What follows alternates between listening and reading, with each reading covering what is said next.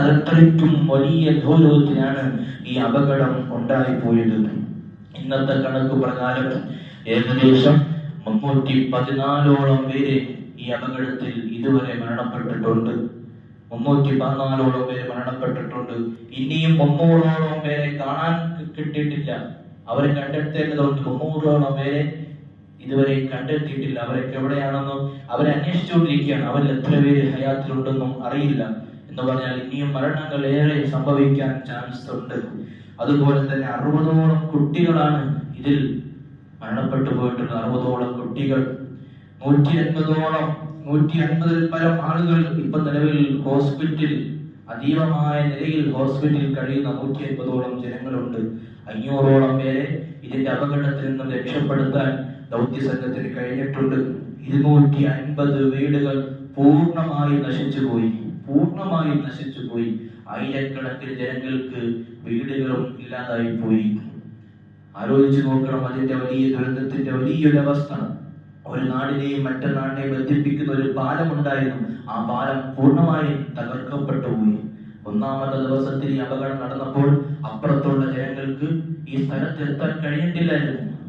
2 helicopter മുഖാന്തരമാണ് ആ സമയത്ത് emergency ആയിട്ട് കുറച്ച് കാര്യങ്ങൾ ചെയ്തത്. കാരണം ഇപ്പുറത്ത് എത്തണമെങ്കിൽ ഉണ്ടായൊരു പാലം പൂർണ്ണമായി തകർന്നുപോയി. ഇവർക്ക് ഒന്നും ചെയ്യാൻ പറ്റാത്ത മനുഷ്യൻ നിസ്സഹായനാണെന്ന് വളരെ രീതിയിൽ നമുക്ക് തെളിയിക്കപ്പെടുന്ന ഒരു വലിയ അവസ്ഥ നമ്മുടെ മുമ്പിൽ ഇവിടെ സംജാതമായിരിക്കുകയാണ്. ഓ മനുഷ്യരെ, നമ്മൾ ഇതിൽ നിന്നും പാഠം ഉൾക്കൊള്ളാൻ നമ്മൾ തയ്യാറാവണം. പള്ളികൾ കഴിഞ്ഞ വെള്ളിയാഴ്ച ജുമ നടത്തിയ പള്ളി ഇന്ന് അവിടെ ഇല്ല. ആ ജുമയ്ക്ക് നേതൃത്വം കൊടുത്ത പ്രിയപ്പെട്ട ഉസ്താദ്, ആ ഉസ്താദ് രാത്രിയിൽ 1 മണിയായപ്പോഴാണ് ആ ഉസ്താദിന്റെ ബോഡി മലപ്പുറത്ത് നിന്ന് കിട്ടുകയാണ്. വയനാട് മുത്തുബോധിയ ഉസ്താദ്, അന്ന് രാത്രി കിടന്നുറങ്ങിയ ഉസ്താദിന്റെ മയ്യത്ത് ലഭിക്കുന്നത് വയനാട്ടിൽ നിന്നാണ്. കുട്ടികൾ സ്കൂളിൽ പോയ സ്കൂളിൽ പൂർണ്ണമായി നശിച്ചുപോയി. ദേവാലയങ്ങളും അമ്പലങ്ങളും ഒന്നുമില്ല, സർവ്വതും നശിച്ചുപോയി എന്ന് പറയുമ്പോൾ അത്രയ്ക്കും വലിയൊരു ദുരന്തമാണ് കഴിഞ്ഞ 2-3 ദിവസമായി നമ്മുടെ ഇതര സംസ്ഥാനത്ത് കേരളത്തിൽ നടന്നുകൊണ്ടിരിക്കുന്നത്. അങ്ങോട്ട് വേണ്ടിയുള്ള സഹായങ്ങൾ എല്ലാവർക്കും, ജാതിയും മതവും മണ്ണവും വർഗവും എല്ലാം മറന്നുകൊണ്ട് സർവരും അതിന്റെ ഒരു അതിജീവനത്തിന് വേണ്ടിയിട്ടുള്ള സഹായവും മറ്റു കാര്യങ്ങളും നടക്കുന്നുണ്ടെന്നും നിങ്ങൾ അറിയുന്നുണ്ട്. പ്രിയപ്പെട്ടവരെ, നമ്മൾ ഇതിൽ നിന്നും മനസ്സിലാക്കേണ്ട പാഠമുണ്ട്, നമ്മളിത് ചിന്തിക്കേണ്ട പാഠമുണ്ട്. അല്ലാഹു ഇത്തരത്തിലുള്ള ഒരുപാട് അദാബുകൾ നമ്മളിലേക്ക് ഇറക്കുമ്പോൾ അതൊക്കെ നടന്നത് കേരളത്തിലല്ലേ, അതല്ലെങ്കിൽ വയനാടല്ലേ, തിരുവനന്തപുരത്തല്ലല്ലോ, നമ്മുടെ നാട്ടിലല്ലല്ലോ എന്നൊക്കെ നമുക്ക് സമാധാനിക്കുമ്പോൾ, ഓ മനുഷ്യ, നിന്റെ കൽബെന്തേ ഇനിയും ഉണരാത്തത്? നിന്റെ ഹൃദയത്തിലെന്തേ ഇനിയും ഒരല്പം പോലും ചിന്തയുടെ മണ്ഡലത്തിലേക്ക് നിന്റെ ബോധം ഉണർന്ന് പ്രവർത്തിക്കുന്നില്ല? അല്ലാഹുവിന്റെ വിശുദ്ധമായ ദീൻ പഠിപ്പിക്കുന്നത്, അല്ലാഹുവിന്റെ മതം പഠിപ്പിക്കുന്നത്, ഈ അദാബുകളെല്ലാം നമ്മുടെ മുമ്പിലേക്ക് തുറന്ന് കാട്ടിയ വിശുദ്ധമായ ഖുർആൻ നമ്മുടെ മുമ്പിലുണ്ടെങ്കിലും ഫിൽ ബർരി വൽ ബഹർ ബിമാ കസബത് ഓ മനുഷ്യ, ഈ ലോകത്തേക്ക് അല്ലാഹുവിന്റെ അദാബ് ഇറങ്ങാൻ കാരണമാകുന്നത് അത് നീയാണ്. നിന്റെ കരങ്ങൾ കൊണ്ട് നീ ചെയ്യുന്ന തിന്മകളാണ്. നിന്റെ കരങ്ങൾ കൊണ്ട് നീ ചെയ്തു കൂട്ടുന്ന തിന്മകൾ കാരണമാണ് നിന്നിലേക്ക് അല്ലാഹു അദാബ് ഇറക്കുന്നത് വിശുദ്ധ ഖുർആൻ നമ്മളെ പഠിപ്പിക്കുന്നു. വഹറൽ ഫസാദു ഫിൽ ബർരി വൽ ബഹർ ബിമാ കസബത് അയ്ദിന്നാർ. നമ്മുടെ തിന്മകൾ കാരണമാണ്. നമ്മുടെ തിന്മകൾ, ചിലപ്പോൾ തിന്മ ചെയ്ത നമ്മൾ അതിൽ അപകടപ്പെട്ടിട്ടുണ്ടാവൂല, ശേഷമായിരിക്കും അപകടത്തിൽപ്പെടുന്നത്. ആ സമയത്ത് ചെയ്തവരും ചെയ്യാത്തവരും നല്ലവരും മോശമാരും എല്ലാവരെയും കൂടെ കൊണ്ടുപോവുകയാണ്. പ്രിയപ്പെട്ടവരെ, രാത്രി കിടന്നുറങ്ങുമ്പോൾ ഉറക്കത്തിന്റെ ഹാലിലാണ്. പലരെയും കണ്ടുകിട്ടുമ്പോൾ ശരീരത്തിൽ വസ്ത്രങ്ങളില്ല. എത്രയോ പണങ്ങൾ കൊണ്ട് ചെലവാക്കിയ അതിമനോഹരമായ വീട്ടിന്റെ ഉള്ളിൽ കിടന്നുറങ്ങിയ മനുഷ്യൻ കിടന്നുറങ്ങുന്നത് ഒരു വസ്ത്രം പോലും ഇല്ലാത്ത ഏതോ ഒരു നാട്ടിൽ ചെന്ന് ചേർന്നുകൊണ്ട് ഒരു മയ്യത്തായിട്ടാ. ഉറ്റവരില്ലല്ലോ. 16ഓളം കുടുംബങ്ങൾ നഷ്ടപ്പെട്ടു പോയ ഒരു മനുഷ്യന്റെ വിലാപം നമ്മുടെ ലോകം കണ്ടില്ലേ?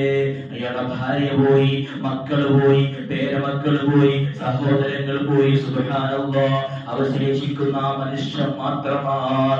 ആ മനുഷ്യൻ പറയുകയാണ്, എന്തിനാണ് എന്നെ മാത്രം അല്ലാഹു ബാക്കിയാക്കിയത്? അതാണ് വലിയ കഷ്ടം. ഇനി അങ്ങോട്ടുള്ള ജീവിതങ്ങളാണ് വലിയ കഷ്ടം. കാരണം പോയവരും പോയി കാണും, ഇത് ഓർത്തിന്ന് ജീവിക്കുന്ന മനുഷ്യരുണ്ട്. അത് വലിയ കഷ്ടമാണ്. അല്ലാഹു സുബ്ഹാനഹു വ തആല നമ്മൾക്ക് അതേപോലുള്ള വലിയ അദാബുകളും ദുരിതങ്ങളും അല്ലാഹു നമ്മളിലേക്ക് ചേർക്കാതിരിക്കുമാറാകട്ടെ. നമ്മൾ ദുആ ചെയ്യണം. അല്ലാഹു സുബ്ഹാനഹു വ തആല വലിയ അദാബുകൾ നമ്മളിലേക്ക് തരുന്നിടുമ്പോൾ ഈ ഭൂമി പിളരുകയാണ്. ഇദാ സിൽസിലത്തിൽ അർദു സിൽസാലഹാ വഅഖറജത്തിൽ അർദു അസ്ഖാലഹാ വഖാലൽ ഇൻസാനു മാ ലഹാ യൗമ തുഹദ്ദിസു അഖ്ബാറഹാ. എത്ര സുന്ദരമായ കാര്യം ഖുർആൻ രേഖപ്പെടുത്തുന്നു. ഇദാ സുൽസിലത്തിൽ അർദു സിൽസാലഹാ വഅഖറജത്തിൽ അർദു അസ്ഖാലഹാ. നാം എന്ത് ചെയ്യും? ഈ ഭൂമിയിൽ കുലുക്കമുണ്ടാക്കും. ഭൂമിയെ നാം പൊട്ടിപ്പിളർക്കുന്ന ദിവസം വരും. ഭൂമിയിലെ മലകളും ചെരുവുകളും എല്ലാം തകർന്നറിയുന്ന ഒരു ദിവസം വരും. വഅഖറജത്തിൽ അർദു അസ്ഖാലഹാ. അതിൽ നിന്നും മയ്യത്തുകളടക്കം പലതിനെയും നാം പുറത്തു കൊണ്ടുവരുന്ന ദിവസം വരും. വഖാലൽ ഇൻസാനു മാ ലഹാ.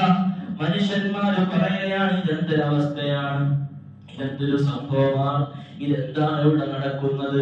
വഖാലൽ ഇൻസാനു മാ ലഹാ യൗമഇദിൻ തുഹദ്ദിസു അഖ്ബാറഹാ ബിഅന്ന റബ്ബക ഔഹാ ലഹാ.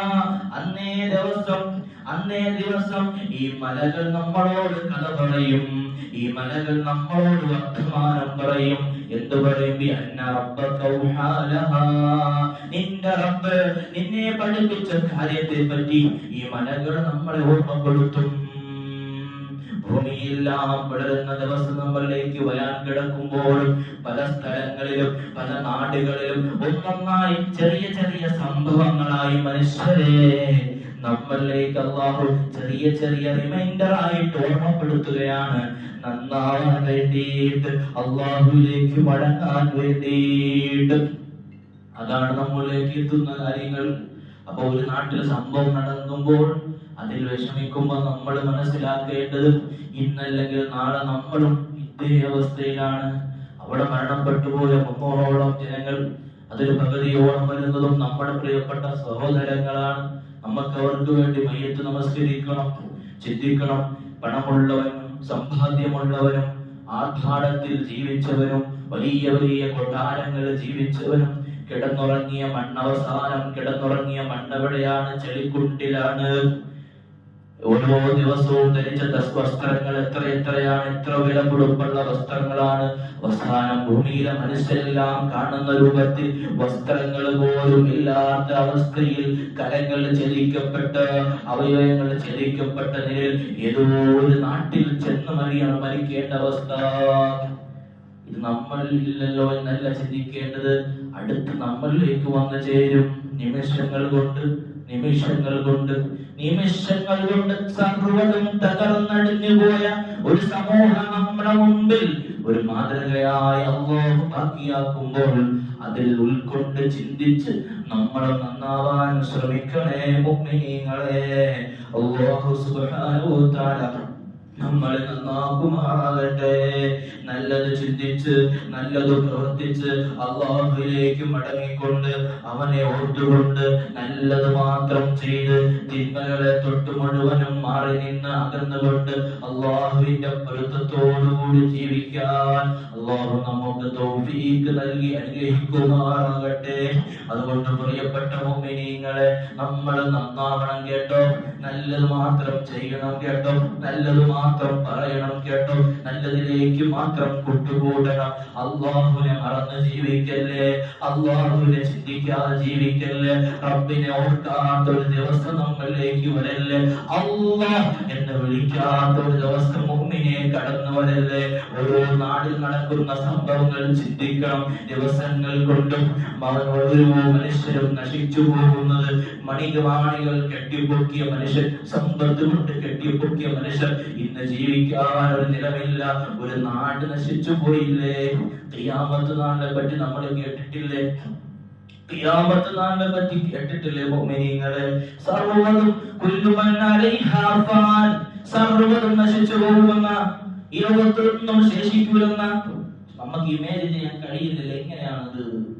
നമ്മളെ കൊണ്ട് ആലോചിക്കാൻ കഴിയുന്നില്ലല്ലോ. എങ്ങനെ നശിച്ചു പോകും? അങ്ങനെ ആലോചിക്കാൻ കഴിയാത്തവരാണ് ഈ വയനാട്ടിൽ പോയി നോക്കൂ. നിങ്ങൾ ആ രണ്ട് സ്ഥലങ്ങളിൽ പോയിട്ട് നിങ്ങൾ ജസ്റ്റ് ഒന്ന് അന്വേഷിച്ച് കണ്ടു നോക്കിയാൽ മതി.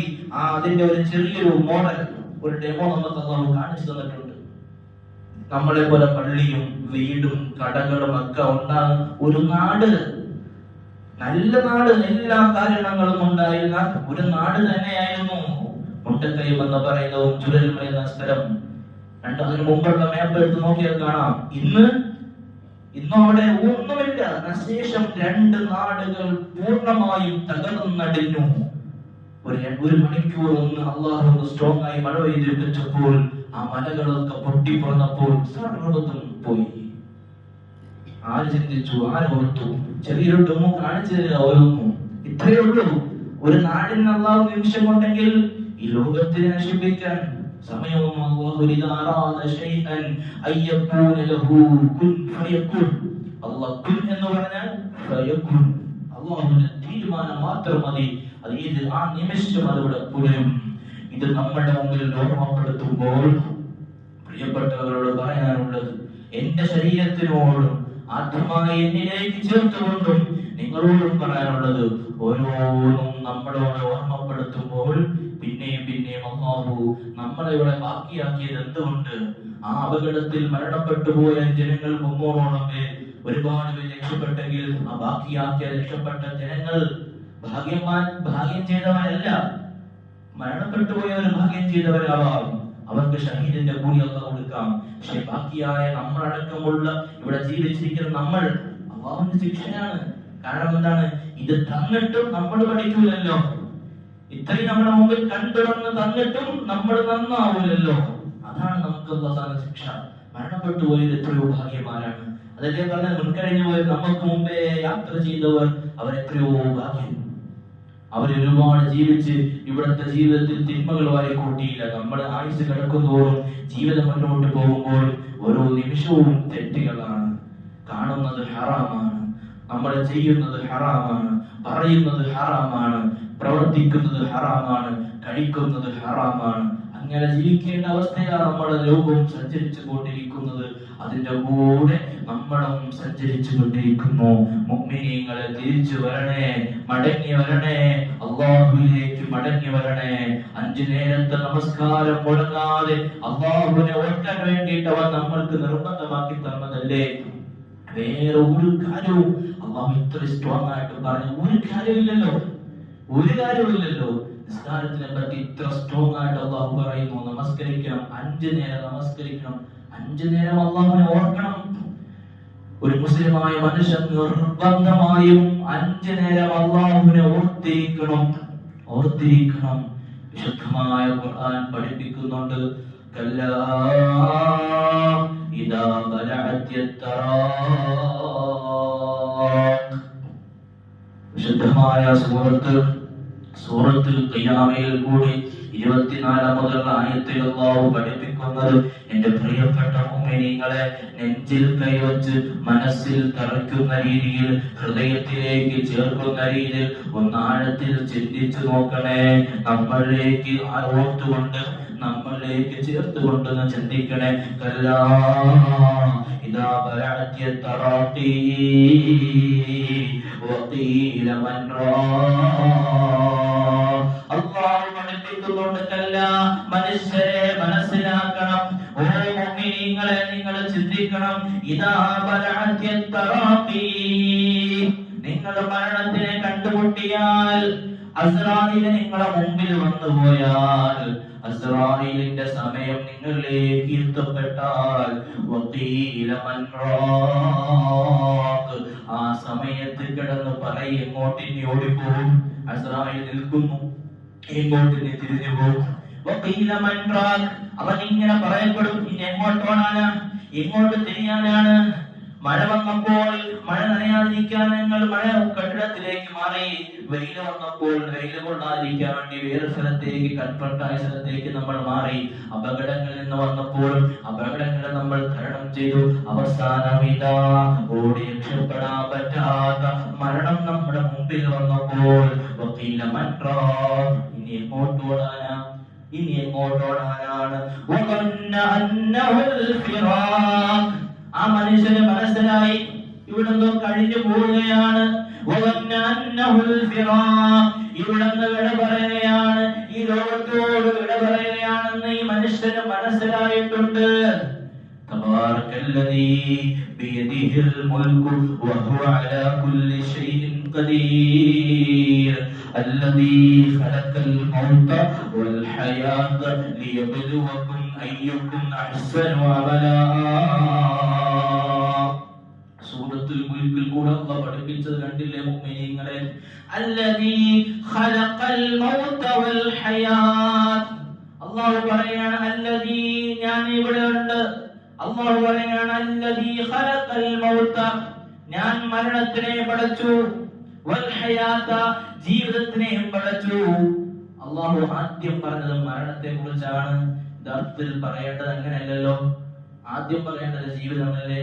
കാരണം നമ്മൾ ജീവിക്കുകയല്ലേ, ജീവിച്ചിട്ട് അവസാനമല്ലേ മരിക്കുന്നത്, അങ്ങനെയല്ലേ? അപ്പൊ ആദ്യം പറയേണ്ടത് അല്ലദീ ഖലഖൽ ഹയാത വൽ മൗത എന്നല്ല അല്ലാഹു പറയേണ്ടത്. അല്ലാഹു പറഞ്ഞത് എങ്ങനെ? അല്ലദീ ഖലഖൽ മൗത, ഞാൻ മരണത്തിനെ പടച്ചു, വൽ ഹയാത, ഞാൻ ജീവിതത്തിനെ പടച്ചു. രണ്ടാമതാണ് ജീവിതത്തെ പറ്റി പറഞ്ഞത്. ഈ ആയത്ത് അസ്റായീൽ മുമ്പിൽ നിൽക്കുമ്പോൾ നമുക്ക് ഓർമ്മ വരുന്നു, വദന്ന അന്നഹുൽ ഫിറാഖ്, ഇവിടുന്ന് പോകുന്നു. കാരണം ഇത് ജീവിതമല്ല മുഅ്മിനീങ്ങളെ, ഇതല്ല ജീവിതം. തബാറക സൂറത്തിൽ അല്ലാഹു പറഞ്ഞത് എന്താണ്? മുഫസ്സിരീങ്ങൾ പറയുന്നത് എന്താണ്? ഇത് ജീവിതമല്ല കേട്ടോ, മരണത്തിന് ശേഷമുള്ളതാണ് യഥാർത്ഥ ജീവിതം. അതിനെ സൂചിപ്പിക്കാൻ വേണ്ടിയിട്ടാണ് അല്ലാഹു ആദ്യം മരണത്തെ കുറിച്ച് പറഞ്ഞത്. അല്ലദീ ഖലഖൽ മൗത വൽ ഹയാത, ഇത് ജീവിതമല്ല, ഇവിടെ സുഖിക്കുന്നത് സുഖമല്ല, ഇവിടെ ആറാടുന്നത് ആറാട്ടല്ല, ഇവിടെ നമ്മൾ രസിക്കുന്ന രസിക്കലല്ല. യഥാർത്ഥത്തിൽ ഒരു കളി വരാനുണ്ട്, കളിക്കേണ്ട കളിയാണ്, കാര്യമാകുന്നത് കളിയാണ്. അതാണ് യഥാർത്ഥ ജീവിതം. അത് മരണത്തിന് ശേഷമുള്ള ജീവിതമാണെന്ന് നമ്മളെ പഠിപ്പിക്കുന്നു വിശുദ്ധ ഖുർആൻ. എത്ര സത്യമായി, എത്ര ബോധത്തോടുകൂടി ചിന്തിക്കുന്നവർക്ക് ദൃഷ്ടാന്തമായി ഖുർആൻ പറയുന്നു, അല്ലദീ ഖലഖൽ മൗത വൽ ഹയാത ലിയബ്ലുവകും അയ്യുക്കും അഹ്സനു അമലാ. നിങ്ങൾ നിന്ന് ആരാണ് നല്ലത് ചെയ്തുകൊണ്ട് ജീവിക്കുന്നതെന്ന് നിങ്ങളെ പരീക്ഷിക്കാൻ വേണ്ടിയിട്ടാണ് ഈ ലോകത്ത് മരണത്തെ പടച്ചത്, ഈ ലോകത്ത് ജീവിതത്തെ പടച്ചത്. നല്ലത് ആര് ചെയ്യുമെന്ന് നോക്കാൻ വേണ്ടിയിട്ട്, പരീക്ഷിക്കാൻ വേണ്ടിയിട്ടാണ്. അതാ മനസ്സിലായി, ഇനി കഴിഞ്ഞു, ഇവിടത്തെ സമയം അവസാനിച്ചു.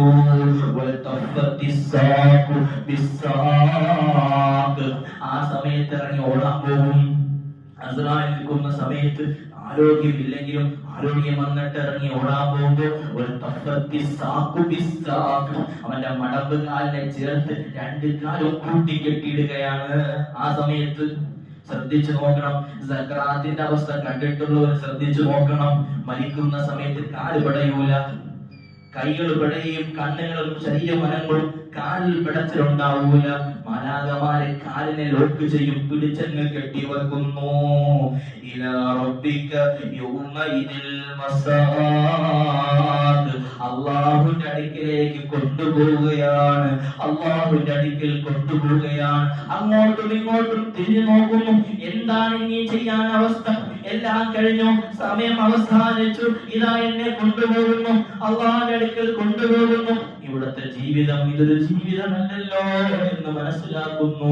ഇവിടെ ഇത്രയും സുഖിച്ച് ഇവിടെ കെട്ടിക്കൂട്ടിയതും സമ്പാദിച്ചതും ആർഭാടിച്ചതും നടന്നതെല്ലാം വെറുതെയായല്ലോ. നാളേക്ക് വേണ്ടിയിട്ട് എന്റെ കയ്യിൽ ഒന്നുമില്ലല്ലോ എന്നോർത്തുകൊണ്ട് നിസ്സഹായനായ മനുഷ്യൻ നിസ്സഹായനാണ്. മനുഷ്യനെ കൊണ്ടൊന്നിനും കഴിയില്ലെന്ന് പിന്നെയും നമ്മളെ അല്ലാഹു തെളിയിക്കുന്നു. ഞങ്ങൾക്ക് ഇവിടെ എന്തൊക്കെ സംവിധാനം ഉണ്ടെങ്കിലും, സാറ്റലൈറ്റുകൾ ഉണ്ടെങ്കിലും, എല്ലാ കമ്പ്യൂട്ടറിന്റെ യുഗങ്ങളും ഉണ്ടെങ്കിലും, എന്തൊക്കെ സാങ്കേതിക വിദ്യകൾ ഉണ്ടെങ്കിലും അല്ലാഹു തീരുമാനിച്ചാലേ നടക്കുകയുള്ളൂ. അല്ലാഹു തീരുമാനിക്കാത്തതിന്റെ അപ്പുറത്ത് ഇനി എന്തൊക്കെ സംവിധാനങ്ങളും കോപ്പുകളും ഉണ്ടെന്ന് പറഞ്ഞാൽ ഒരു കാര്യവും ഇവിടെ നടക്കൂല. 16 ദിവസവും കഴിഞ്ഞ് 3ാമത്തെ ആഴ്ചയിലാണ് കർണാടകയിൽ മുങ്ങിപ്പോയ ആ ലോറി ഇതുവരെ കണ്ടെടുക്കാൻ ഒരു സാങ്കേതിക വിദ്യകൾക്കും ഇന്ന് സാധിച്ചിട്ടില്ല. ഒരു സാങ്കേതിക വിദ്യകൾക്കും ഇന്ന് സാധിച്ചിട്ടില്ല. മനുഷ്യൻ നിസ്സഹായനാണ്. മരിക്കുന്ന സമയത്തും നമ്മൾ നിസ്സഹായങ്ങളെ ഒന്നും ചെയ്യാൻ കഴിയൂല. ഓടാൻ പറ്റൂല. ഒരു റിക്വസ്റ്റ് ചെയ്ത് ഒരു ദിവസം ബാക്കിയാക്കാൻ ചോദിച്ചാലോ കിട്ടൂല. ഇദാ ജാ അജലുഹാ വലയുഖിറല്ലാഹു നഫ്സാ. ഒരൊറ്റ സെക്കൻഡ്, ഒരു മൈക്രോ സെക്കൻഡ് സമയം പോലും നമുക്ക് ഭിന്നിപ്പിച്ചല്ല തരൂല. സമയം ആയിട്ടുണ്ടോ? കറക്റ്റ് സമയത്തിൽ ഈ റോത്തോട് വിട പറഞ്ഞു പോകുന്ന സമയമാണ്. അതുകൊണ്ട് ഈ ആയത്തുകൾ നെഞ്ചിൽ കുറച്ചിട്ടോണേ, ചിന്തിച്ചോണേ. എനിക്കും നിങ്ങൾക്കും നാളെ വരാൻ പോകുന്ന സമയമാണ്. അസ്റായിലിനെ ഫേസ് ചെയ്യേണ്ട സിറ്റുവേഷൻ ആണ് ഇവിടെ പറഞ്ഞത്. ആ സമയത്ത് നമുക്ക് നല്ലതുപോലെ രണ്ട് കാലുകളും കൂട്ടിക്കെട്ടുന്ന സമയത്ത് അത് അഴിച്ചു മാറ്റിയിട്ട് ഇറങ്ങി ഓടാൻ ശ്രമിക്കാത്തവരാവണം നമ്മൾ.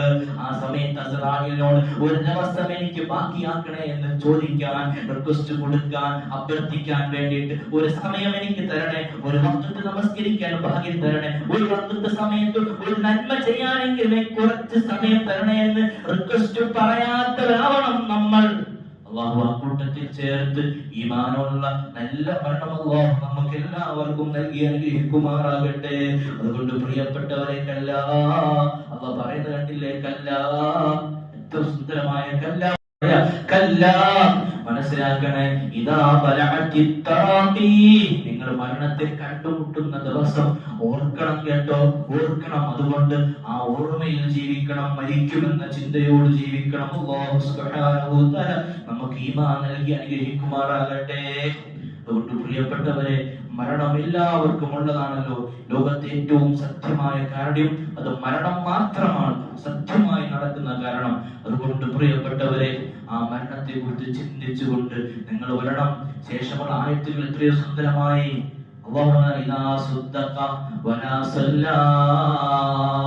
പറയണം. അടുത്ത ആയത്തുകൾ വിശദീകരിച്ച് ഒരുപാട് പറയാനുണ്ട്. ആ സമയത്ത് ഓടിപ്പോകുന്നത് ഒന്നുമില്ലാത്ത സമയത്ത്, സുബ്ഹാനല്ലാഹ്, ആ സമയത്ത് ഇദാ കദ്ദബ വതവല്ലാ വലാ സല്ലാ, ഞങ്ങൾ നിസ്കരിക്കാത്തവരാണ്. അല്ലാഹ് സമയത്ത് കിടന്ന അസ്റാനബിൽ പറയും, ഞങ്ങൾ നിസ്കരിക്കാത്തവരാണ്. വലാ കദ്ദബ വതവല്ലാ, ഈ ദൃഷ്ടാന്തങ്ങളെല്ലാം ഞങ്ങൾ കളവാക്കിയവരാണ്. അല്ലാഹ് ഈ കാരണങ്ങളെല്ലാം ഞങ്ങൾ കളവാക്കിയവരാണ്. ഇവിടെ ഭൂകമ്പമുണ്ടായാലും ഉരുൾപൊട്ടലുണ്ടായാലും സുനാമി വന്നാലും കൊറോണ വന്നാലും എല്ലാം എന്തോ ഒരു കാഴ്ചക്കാരായി മാത്രം കണ്ടു നിന്നവരാണ്. ഇവിടെ എന്തൊക്കെ വന്നിട്ടും ഞങ്ങൾ ഓർത്തവല്ല, ഞങ്ങൾ അതൊക്കെ നിസ്സാരമായി തിരിഞ്ഞു കളഞ്ഞവരാണ്. ഒരു അപകടം വന്നിട്ടും നിന്നെ ചിന്തിക്കാൻ ഞങ്ങൾക്ക് ഓർമ്മ വന്നില്ല, നിന്നെ കുറിച്ചുള്ള ചിന്തയൊന്നും ഞങ്ങളുടെ മനസ്സിലേക്ക് കടന്നു വന്നില്ല. ഇത്രയും അപകടങ്ങൾ നീ ഞങ്ങളുടെ മുമ്പിൽ ഒരു ഓർമ്മപ്പെടുത്തലായിട്ട് തന്നിട്ട് പോലും ഞങ്ങളുടെ മനസ്സ് മാറിയിട്ട് ഞങ്ങൾക്കൊന്നും ചിന്തിക്കാൻ കഴിഞ്ഞിട്ടില്ല. ഞങ്ങൾ നിസ്കാരം ഉപേക്ഷിച്ചവരാണ്. ഞങ്ങൾ തിരിഞ്ഞു കളഞ്ഞവരാണ്. ബാങ്കുകളെ കേട്ടിട്ട് വരാത്തവരാണ്. നമസ്കാരത്തെ കുറിച്ച് ചിന്തിക്കാൻ പോലും നമുക്ക് സമയമില്ല. കാരണം എന്താണ്? വെറുതെ ജീവിതമല്ലാത്ത ഈ ജീവിതത്തിന് വേണ്ടി ഓടിപ്പോകുന്നവരാണ്. അതിന്റെ പിന്നാലെ സഞ്ചരിക്കുന്നവരായി മാറിപ്പോയി.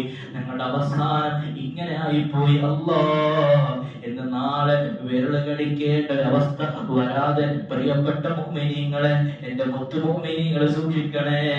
എന്റെ പ്രിയപ്പെട്ടവരെ കബൂലാക്കാൻ വേണ്ടി അല്ലാഹു നമ്മളെ നല്ലവരായി സ്വീകരിക്കാൻ വേണ്ടിയിട്ട് നിങ്ങൾ പ്രത്യേകം ദുആ ചെയ്യണം. അല്ലാഹു സുബ്ഹാനഹു വ തആല നമുക്കെല്ലാം ഈമാനുള്ള മരണം നൽകി അനുഗ്രഹിക്കുമാറാകട്ടെ. അതുകൊണ്ട് ഈ ജീവിതം വെറും ഒരു സാമ്പിളാണ്. ഇത് ജീവിതമല്ലെന്ന് മനസ്സിലാക്കിയ ബോധത്തോടുകൂടി നമ്മളെ ജീവിക്കാൻ നമ്മൾ തയ്യാറാകണം. അല്ലാഹു സുബ്ഹാനഹു വ തആല കബൂൽ നൽകുമാറാകട്ടെ.